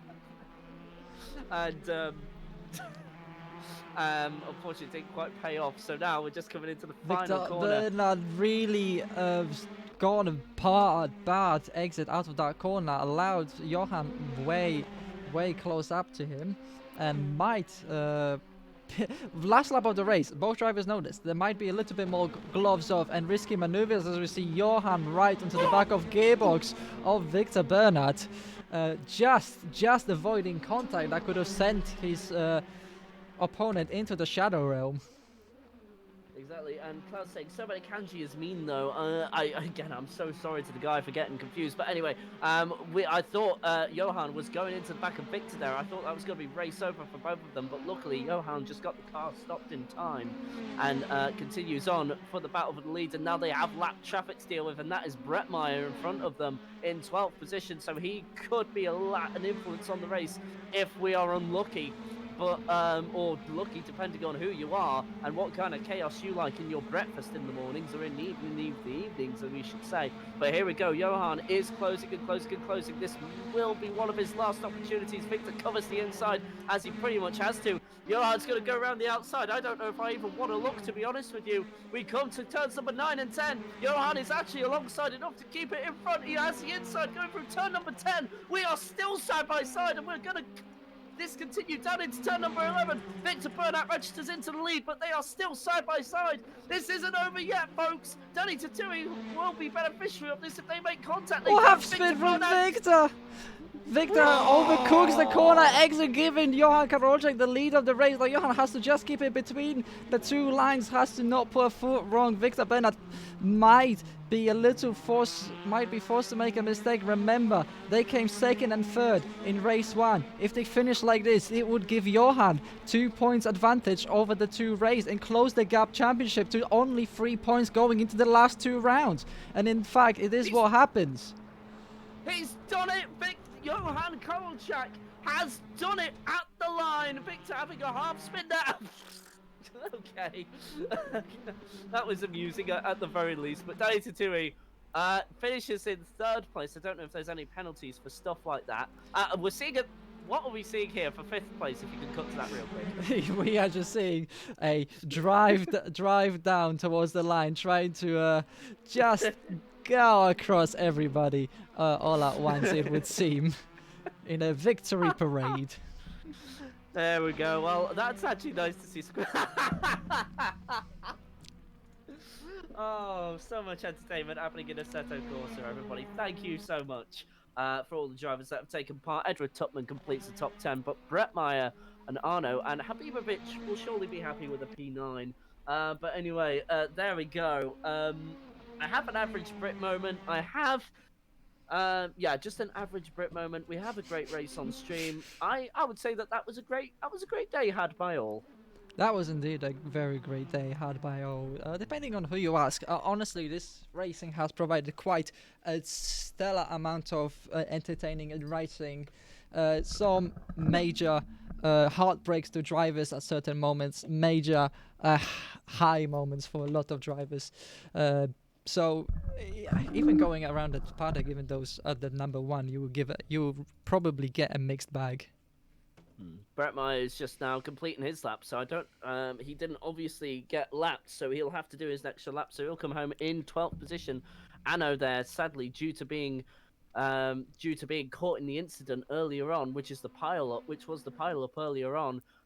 Sadly, still in the pits, down in 13th position, which is where he will finish. So there you go. Anno not even getting points. He'll be sorely disappointed after a good quali and even a good free practice, and definitely showed pace to be in with the top six or maybe even top five if he was lucky. But unfortunately, it just wasn't his day today. Well, I hate to say this, but I'm not around next week. Aye, bugger. So unfortunately, and I He's feel gone like it's going to again. be a very crucial race next week. You have a feeling it is the penultimate round, and we are going to Sonoma. I like Sonoma as well. Bugger. Exactly. You like Oh, Sonoma. bugger. Just cancel whatever you had going. I Easy. can't. It's rather important. Nothing's more um, important than Sonoma. I think if I told you this, I think you'd agree, but I can't due to privacy reasons. But Fair enough. thank you, thank you. You can PM me, I'll PM you. and I'll tell you it's I not don't know if important. you'll, but in fact, no, I'd rather not. You'll have a freak out on stream. Uh, Probably not. I'll just tell you it's not important. Alrighty, well look, I'm gonna end my stream there. I'll let you do the interviews, give you a raid, and yeah, we'll kind of leave it there for today. But thank you very much for having me again, and it is always a great pleasure commentating alongside you. It is an absolute pleasure to commentating with you. You're an absolute stellar personality, and just bring such an amazing atmosphere to this commentary booth. Even with my average Brit moments, where I get Chinese mixed up with Japanese Especially mixed up with your Chinese. average Brit moments, it's just the cream of the it's just the cream on top, the cherry on top, as they say. Absolutely. All right, Matthias. Thank you again. Thank you to all the drivers as well for the great racing. I will see you in 2 weeks, essentially. Indeed, see you in 2 weeks for the season finale at Mosport. Mo Sport Park. Great. Can't wait. That's a great track. Bye bye for now, you guys. Take care of yourself, and let's bring our race 2 winner, Johan Karolczak. Johan, what a finish in both races, so close to your main championship contender. It seems like you are just coming ahead with just a handful of points, but still crucial points that might push you closer to the championship. Yeah, I'm not very happy about my performance, to be fair. Especially race one and qualifying. It was a shit show for myself. Could not get a single good lap. So I'm a bit angry with myself because I think it was the perfect opportunity to hammer some points. Victor got the pace in the end, but I think he was struggling a bit at the beginning of practice, qualifying, and race one. So I'm very angry with myself having lost that lead. I think it was exciting racing though. I tried to let Victor pass, and then we had a great end of the first race, and the second one, I think you saw it, you saw everything, every part of it. I think our battle. Yeah, your battle with Um, Victor towards the end, towards yeah, race 2 and race 1 was just amazing. yeah, Your side by side, last lap, side by side through that fast left right chicane, and still side by yeah. side to the following corner. And I think you still would have been side by side had Victor not had that half spin. I think so. Yeah. To be fair, in race two, at that moment, I think he had around 1.5 tenths over me. I think at that moment. But I tried to position my car in places where he could not exploit the main parts where he had an advantage. I think he was running less than 4 than me. So in the first part, when I was we in the, it's a bit complicated because I think he was using a different gearing and a different downforce level. So he was faster in the straights, but near the end of the straights he was slower because he kept using a sixth gear that basically slows down the car near I think the last 10 kph you gain on the straight. So I knew I can position my car within that fast left right, and I knew I could not overtake there, but putting my car here or making him think can go side by side here, or even doing it for real in the last lap, it's enough to slow him down and having an opportunity at the next braking zone. It's I think it was complicated because I was a bit frustrated because when passing people he kept getting closer when a gap was built. So yeah, I think finishing first or second here will not have changed anything about the quality of and the satisfaction I got from race two. But the race one in qualifying is really. I'm sorry about Danny. I feel him. I feel technical DNFs, but it was the one less car to overtake in front. Indeed, it is at the end of the day, it's your championship, and we will go back to Danny once he comes up. But though speaking of that, and how amazing you had coming to Albert Park, how did you enjoy Albert Park, and you looking forward to the next race at Sonoma? I enjoyed it more than expected. I drove it for the first time yesterday. I felt like the track was rightly sized for that car. We have what 148 lap times, 138. I don't remember, but it's around that. So it's long enough. It's long. It's not too long. It's not too short. And there's several challenges, and there's corners that you can go full throttle within it in them, but right at the limit. And I think the track was good. It was enjoyable. Some parts I did not really like that much, but yeah, maybe turn one, turn two. But it's not specific to those cars on that race. It's mostly on every game. I don't really like that first couple of corners. It's a good choice. Yeah, fair enough. We had there were a few reservations due to the quality of the mod, but all in all, it provided some really good racing and Yeah, a lot of good action and minimal incidents from what I've seen. This and the last race so far has been mm, good. So let's hope Sonoma will be equally as good. And it's a track within around 1 minute 30, 1 minute 28 lap time. So driven Sonoma, maybe on Gran Turismo. I did. I think the uh, it was on some games. I think I played in GT3 and GT4 on my good old PS2. Um, I do remember that track being on some Need for Speed games and also sim racing games, sim racing titles. But every sim racing title, they all share the same tracks basically. So it's not even accounting for mods. Um, but yeah, I know the track. I know it has some challenges. I really like the elevation in the first sector.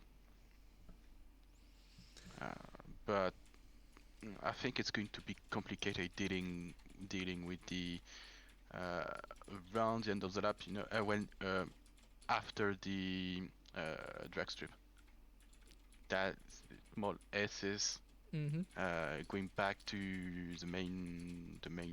the start finish line. I think it's going to be complicated with those cars because they're kind of lazy to get to turn and they have a lot of inertia. So yeah, it's going to be a challenge, I think. But I don't know. I'll try to give my best. Is that the last race? That is the second to last race, and the last Second race will be last. Mosport. Oh, Motorsport is definitely another challenge. It's not. No, it's not going to be that much of a challenge. It's going to be mostly. It's a good test to see how much we've mastered the cars, because it's kind of an easy flowing track. So you need to have perfect lines, and every tiny bit of imperfection in your lap will cost you lap times. Indeed, both of those tracks very flowing, and I think as we go further into the Yeah, calendar, the difficulty ramps up a little bit. So and it will be a good test to see how you guys mastered these cars with this setup. yeah, a small word. I'm so Victor about that race one. That I don't know. I think you know what I'm riffing about, Matt. We Oh yes, collided apologies, when I spun apologies. there. Uh, Most sport is before Sonoma. My bad. oh, so the next one is more sport. Next one is most sport. Oh, okay. I've been spreading Yeah, misinformation. no worries. It's going to be a different challenge at Sonoma for sure. But yeah, Indeed. Well, thank you, Johan, for coming to race with us. Well done on the race to victory and providing one hell of a entertaining show with together with Victor. That was simply wonderful, wonderful to see. I feel the track limit reviews Track remember will be reviews. It'll be interesting. because yeah, I will hope you'll be lenient because many track limits I got were from not half spin but correction and stuff. Especially when I was behind in the draft of Victor. But yeah, we'll see. Indeed. Indeed. But Well, many could have been avoided though. So I don't know. we will see. Yeah, your Anyway, magic. I shall move on to the next Thank interviewee you. and. Indeed. Again, well done, and see you in Mosport. In the meantime, let's bring Danny Tatsui, the post hitter, thwarted by the unfortunate hardware technical issue, with a strong recovery drive in the second race. Well, it was actually internet issues. Out of nowhere, my internet just decided to not function anymore. For like, I don't know, it was 20 minutes or something like that, my internet was out. Indeed, I think you came back when it was like 8 minutes left from the race one, and we even restarted the race 3 times, hoping that you'd be able to make it back on the grid. Yeah, I mean, thank you for that. Thank you for trying to wait for me, but fortunately, even spam calling the internet providers, which they did not respond, by the way, did not help. And after 10, 15, 20 minutes or something like that, the internet just came back by itself. And fortunately, I was able to at least race in race 2. But I'm extremely gutted and I was extremely angry. I was literally shaking at how angry I was when my internet went out. And I realized that I won't race at least in race 1 anymore. Because I feel like this was my strongest track. I feel like I had the pace. I definitely had the race pace and one lap pace actually as well, which was surprising. But You were definitely able to capitalize on the mistakes of your competitor, especially Johan was unable to put in a good lap. And I feel like had you not had hardware issues, definitely feel like you could have done a strong race 1 and 2. in race 2, I actually had a couple of frame drops from here and there. So you will see me cutting the chicane, the fast chicane, a couple of times. So like going over track limits, whatever. I tried to lift as much as I could every single time I did so. So hopefully there won't be any penalties for it. And same for a couple of other corners. Like I had so many frame drops and I just couldn't put a lap in. Even on the final lap, I was like almost 3 tenths on over my best lap, which was like almost 3 tenths better than my qualifying lap. And then suddenly I had a little bit of a drop frame and locked up, and that was it. So I'm gutted because I feel like I could have won race 2 as well if it wasn't for that spin I had, because I also spun in race 2 as well. Yeah, we saw you had a little bit of an incident with Juan Gramaz. Would you be able to, at the beginning of race 2, do you know? Would you give us shed a light on what happened in that? Well, I was frustrated because of my internet issues, so I went for a quite literally dive bomb on one, and I think he got frustrated on that, and he tried going for a move on the in the fast chicane, which honestly I actually learned my lesson yesterday because funny enough, I also had a race at Albert Park, and I did exactly the same thing Juan did, and it ended up exactly the same way like Juan. So yeah, Well, it was not wise to overtake there. so what Uh, goes around comes around, right? Yeah. We just got the tail end of that incident. However, regardless of that, it was a very strong drive for yourself to come where you finished in the second race and literally chasing the leading too. I feel like I could have been closer. Even with the spin, I was at one point only 3 seconds behind, and then I kept locking up, I kept going wide, I kept doing that, and then I was 6 seconds, and then 3 seconds again, and whatever. So the pace was there, but not quite there with consistency, or at least by how frustrated I was keeping my nerves during the race. So we've talked about your race. So now tell us about how it was out there for you. How did the racetrack, bar technical difficulties or technical incidents aside, how was this track with this car? And are you looking forward to racing in Mosport? No, Sonoma. I never raced at Mosport, but Albert Park, I think it's a great track. I think was the best track yet. I might of course be a little bit biased because I feel like I was the fastest here, but yeah, actually looking at the calendar, I think Albert Park felt like the best track to drive on. It felt like it had the best racing and everything. And it definitely feels like for us the racing that Albert Park has provided has been fantastic. Well, thank you so much for joining us today. Danny, do you have anything you would like to say? Not really. I'm gonna go and call my internet providers just to annoy them. There'll be a a lot little of more. angry phone calls today.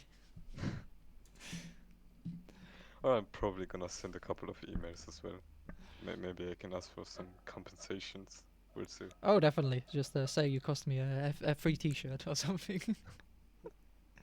But how much does it cost? Like 20 euros or something. Like So 15, 20 euros depending on the design. yeah, So I'm gonna ask for compensation. yeah, exactly. So Gonna send evidence and yeah, everything. gonna so send evidence. Gonna send you an invoice.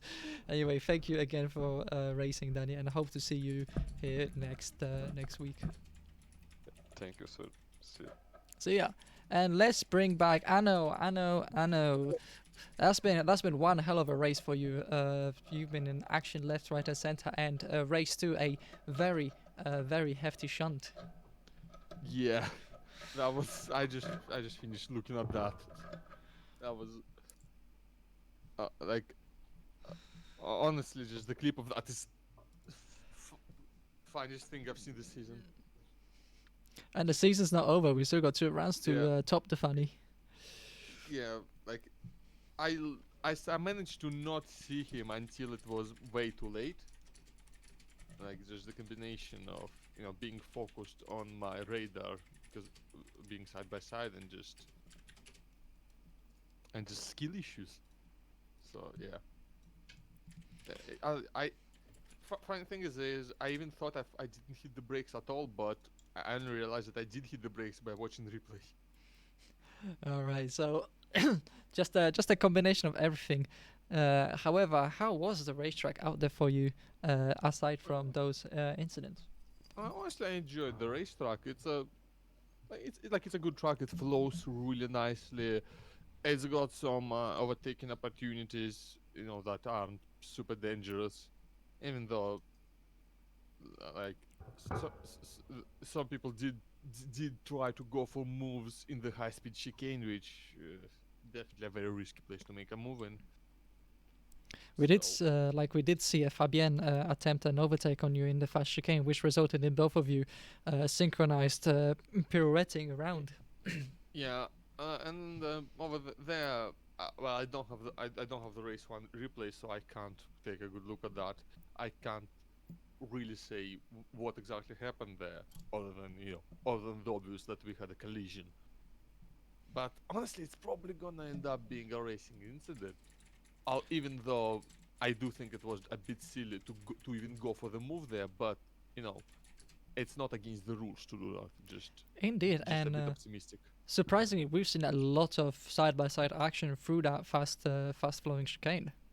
And yeah, after I DNF'd second race, I did switch to spectating, so I saw some of that watching the leaders, and I mean, like, it's more expected among leaders just because when you have two good drivers who are 100%, 120% confident in each other's skills, then you can do a lot more things that drivers who aren't as fast, aren't as confident, and don't trust each other quite as much cannot get away with. Indeed, that is true. And next week we will be moving to another fast-flowing race circuit. Well, a flowing circuit, but it's going to be a circuit that will provide much less overtaking opportunities, which is Eh, Mosport in Canada. yeah, more sport. It's been a long time since I drove more sport, but I did enjoy it a lot when I did. So, you know, so yeah, I'm expecting to have some good fun there.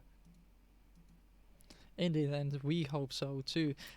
And we have two rounds remaining, so we might as well just start asking how are you enjoying the season overall.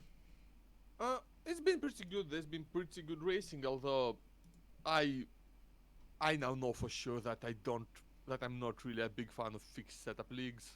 So, but that's not really something that could be said to be a problem with the league. It's just not my preference. That is definitely fair enough. And any feedback, feel free to post it in the league suggestion of feedback. Yeah. We might put it on the next uh, Google form for feedbacks. Um, But regardless, That's how it goes. indeed, thank you for joining us today, Anno, and well done on your results. Regardless, and hope to see you in Mosport. I'll be there, and thank you for hosting, and see you next time. See you next time indeed. And let's bring the final interviewee at the current moment. Jacob won with a good result in race 2, scoring some very good points in that second race. How was the race for you, Jacob? Yeah, it was quite good. Didn't expect to score points this weekend because it wasn't really my track to drive. Um, I was involved in the pile up at the start in turn 4. I got a bit damaged there, but I could recover it. So quite good.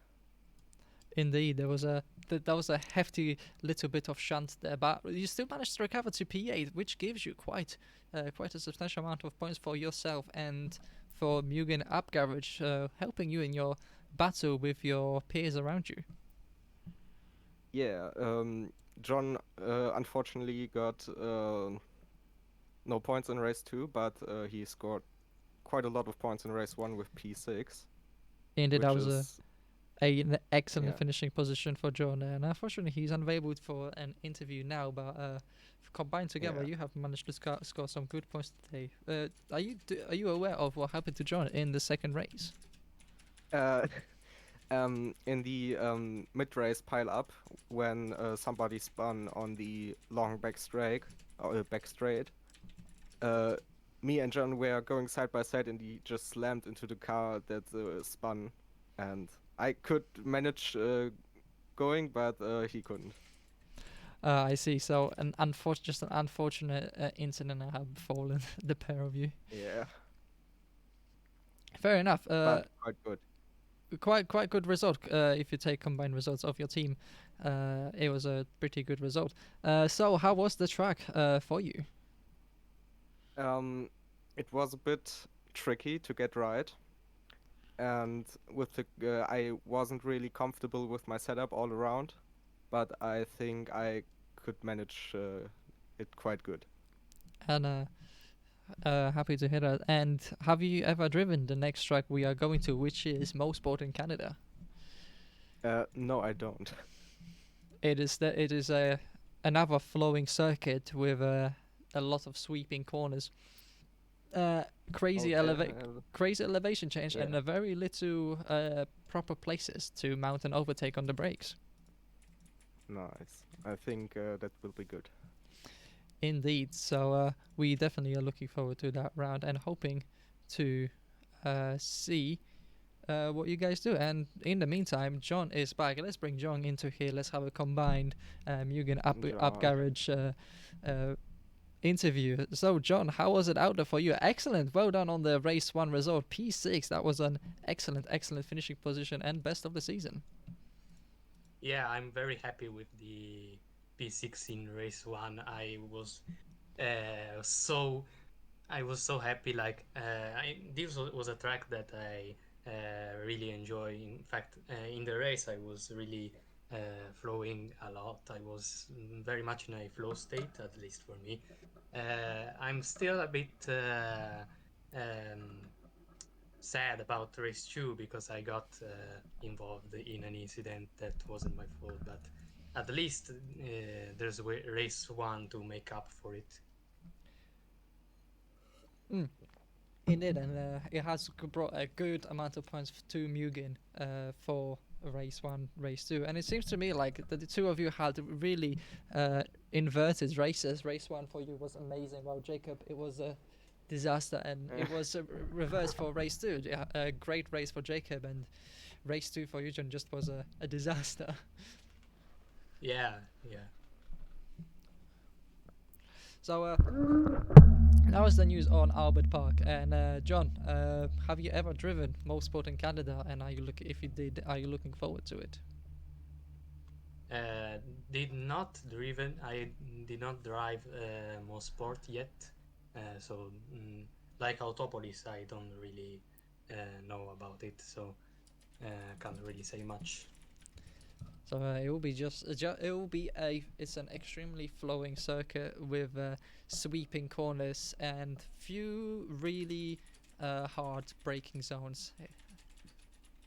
It will be a lot of speakers. I've seen a video of a hot lap of Mosport in a don't know what car, but I've seen hot laps of it. It seems very fast, like as fast as Albert Park. Oh, maybe not as fast, but definitely fast. Turns 1 and 2 are extremely fun to do in any car, and the elevation change is just phenomenal. But that is for next round. And while we are nearing the end of the season, how guys did you enjoy the season or your first season here at Let's Go Racing with the Braggers? You wanna Should go I first, start? Jacob? Yeah, okay. It was I joined a few races into the season, but for this part I joined, it was very fun, and I'm looking forward to the next few seasons. Well, for me, I joined as I mentioned in this league that Quanti really caught me in this league, so I joined at PGO. Seems a very fun league. I'll consider, but I'm almost sure I will race again in the next season. It seems a very fun league, so depends on which car we will race in the next seasons.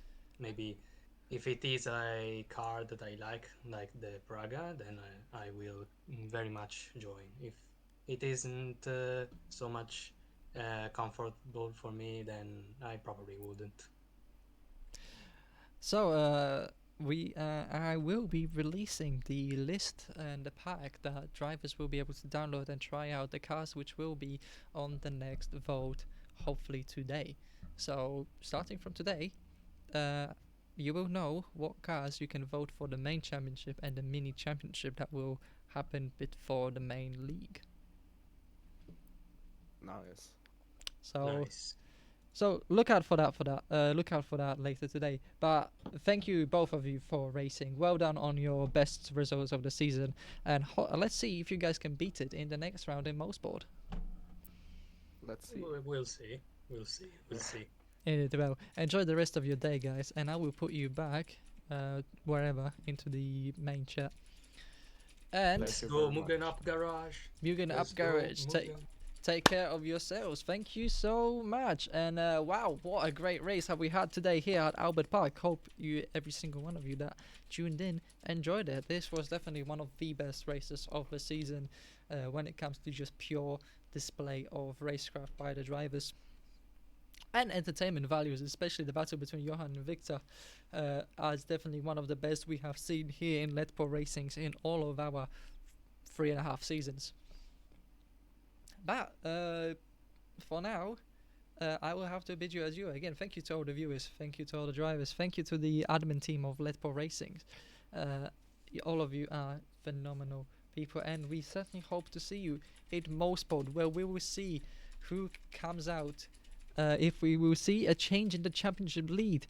So far the championship can come down to 3 points, 2 points.